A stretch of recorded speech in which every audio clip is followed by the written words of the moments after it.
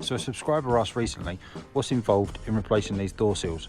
So it's just the rubber door seals that we're talking about, basically that run all the way around each of the doors, whether it's this door, the back door, the driver's door or the other door, and I'm guessing probably the same for the boot as well. So let's have a look and see what's involved.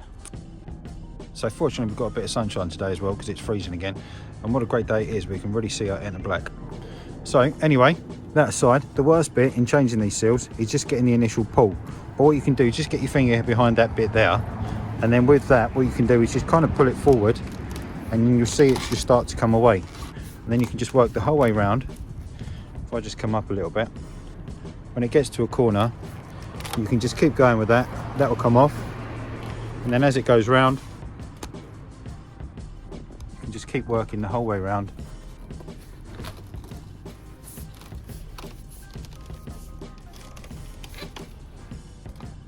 Coming down across the bottom,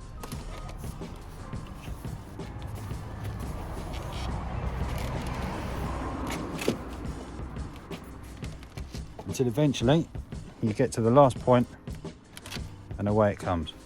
The replacement door seals themselves, looking online, you can get replacement ones on eBay for about £15, and obviously putting them back, we'll just have a look now. I'm going to start an obvious point just up here.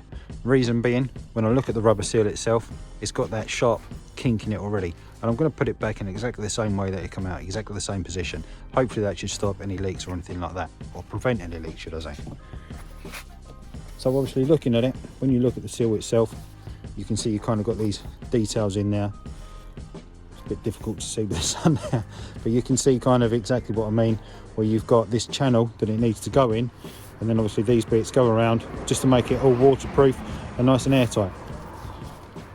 Maybe not wholly airtight, but so, and then pushing it in, just make sure that you've got that channel just nicely lined up with the seam here, and then I'm just going to go up into that top corner first, push it in, and then just give it a tap down, just using the palm of your hand.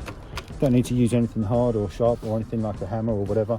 And I can just see it's slightly off from where it was, so I'm just going to pull it forward a little bit and just try and get it back in there ever so slightly.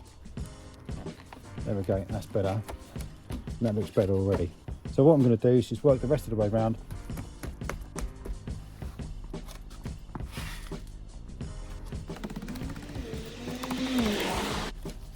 And then when you get to the last corner, just pull it forward slightly, come along, and you should hopefully end up just with a little lump like that, and you can then just push it on.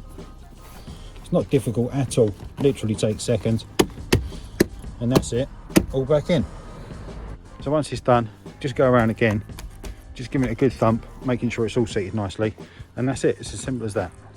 So there we go, only just a real quick one for today, but if that's been useful in any way, shape or form, give us a like down below. If you haven't done so already, hit subscribe coming up here now. Really appreciate your time for watching, so thanks very much, and I'll see you in the next one. Cheers.